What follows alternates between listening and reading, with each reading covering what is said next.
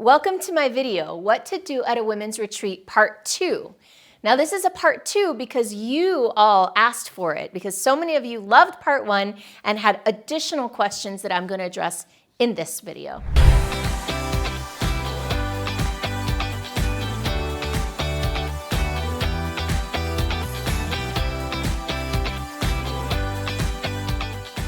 Now, in order to help you think about all the fun things that you could do at a women's retreat, I've created a handy dandy acronym, RETREAT, of course. So the first R in retreat is for relax. No matter what kind of retreat you're doing, whether it's a business retreat or a life retreat or a personal development retreat, part of the whole point of a retreat is that you retreat, that you get away from your life, that you get away from distractions and pressure and the insanity of all the different things that need your time and attention. And so no matter what the topic is, every single person will benefit from relaxing to some degree.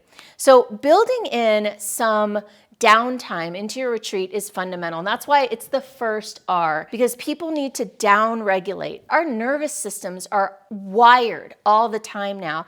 And so getting away and slowing down and making space to disconnect is one of the best things that you can do if you're looking to make fundamental change and transformation. So one of the things that you can do in terms of relaxing is to create just blank space, in what I call integration space for the retreat. But other things that you can do are things that actually go even deeper than just giving downtime. For example, we've had masseuses come into our retreats to give massages.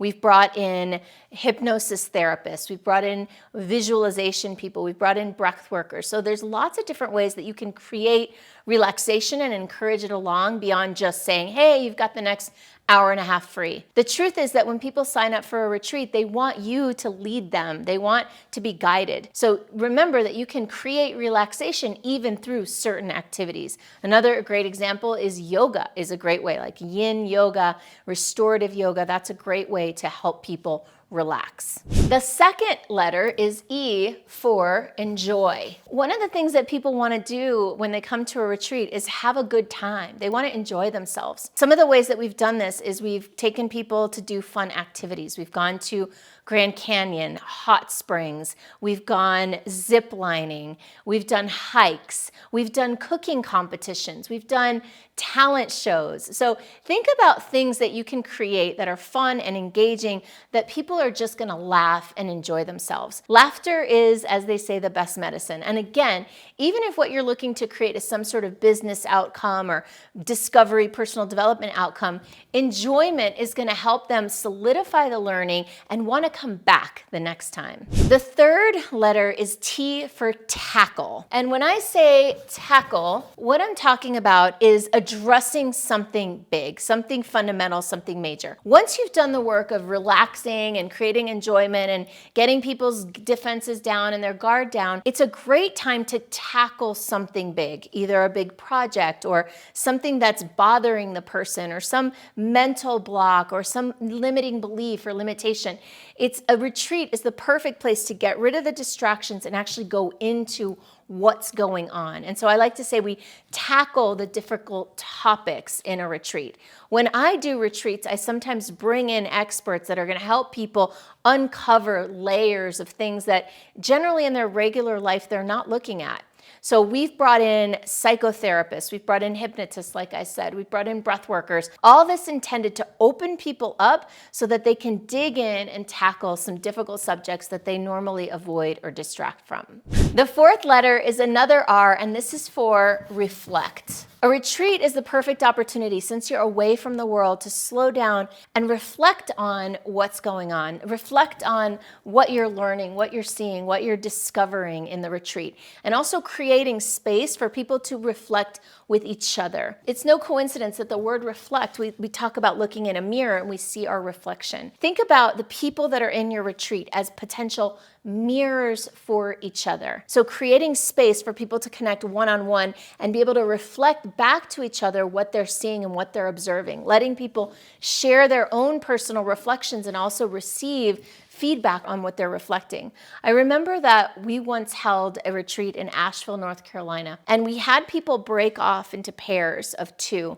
And in those pairs, they discussed what they had gotten from the previous exercise. And those reflections, those mirrored times together, were a year later, when people were graduating from the program, what they said was one of the most powerful experiences they had of being able to be seen by somebody else and to be held and witnessed in their breakthrough, in their transformation. So it's really powerful. The beauty of a retreat, part of it is that you're in a collective, that you're in a group. And so taking advantage of that collective and letting people work with each other, not just with you and not just with themselves. The next E is for empathize and emote. Another thing, I kind of alluded to it earlier, in our regular culture and the hustle and bustle of the real world out there, is we often don't actually feel our feelings. We don't feel the emotions that we feel. We muscle through them. We've got to get to work. We've got to do our job. We've got to complete these projects and hit the deadlines and pick the kids up and do all this stuff. We don't often take the time to slow down and just feel. And so one of the most powerful things you can do, since you've taken this time to relax and reflect, is to actually feel what's true, feel the feelings. I can promise you that it doesn't take a lot of science or facilitation skills to just let people feel what they're feeling and talk about it. So that's why I talk about emote and empathize. So the emotion and the emoting is the process of feeling the feelings. And then the empathy is the process of people seeing each other and empathizing with each other's feelings, and again, reflecting back to each other what they're feeling and what they're seeing. It's so powerful. I like to talk about in a retreat business or in a retreat business model, there's a magic in the group. There's a magic that arises when you bring good people together, ask powerful questions, create space for reflection, for integration, and then just let people share what's true. Magic just happens. You don't have to do all that much to make it happen. Hey, I'm taking a little break just to share with you that if you're loving this video and if you're getting anything out of this, I'd love for you to share what you're feeling and your emotions down below in the comments. And also take a moment to subscribe to my channel, like this video, maybe even hit that bell so that you can get notified when I drop new videos, which I do all the time. The 6th letter is A for align. It's beautiful that this comes almost at the end of the word, because align is what happens naturally once you've done all these other things. When you're relaxed and you're enjoying yourself, you've tackled some difficult topics, you've reflected on them with somebody else, and you've had the space and the grace to empathize and emote, naturally there's going to be a desire to create more alignment, to bring your life out there into alignment with these new realizations. This is the opportunity to say, you know what? I'm going to take Fridays off, or you know what, I'm going to try doing that new thing or singing that song or learning how to play the guitar, or whatever it is that's come through as a result of having attended this experience. Now's the time to look at, well, what are you going to do about it? How are you going to integrate this into your life going forward? And the final T for you as a retreat leader is to trust. And what I mean by that is that I like to say that I co-create my retreats with the universe, with God, with Source, with universal spirit, whatever you want to call it. I like to say that I co-create with that because I can't control everything and things come up. People freak out, stuff happens, somebody gets hurt, things happen in retreats all the time that become part of the experience. I call it God's curriculum. That I have my curriculum and then there's this other curriculum that I can't control. And so for you as a retreat leader, I invite you to trust what happens and to really trust that whatever is happening for your best good, for your highest and best, and also for your client's highest and best. I'll give you a quick story about this.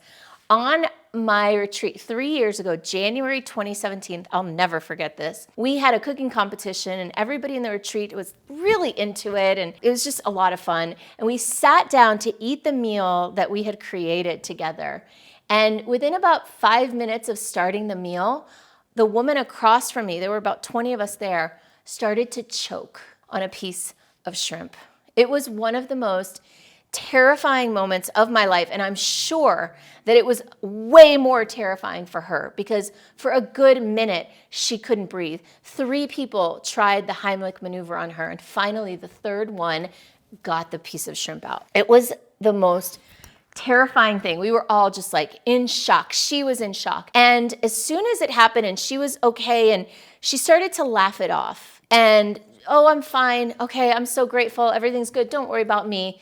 And so we all started to sort of move past it. And there was a woman there who came to me and she said, Michelle, I don't think that's it. I don't think we should just be laughing this off. I think there's something here for us to dig into. And I was like, you know what? That feels true.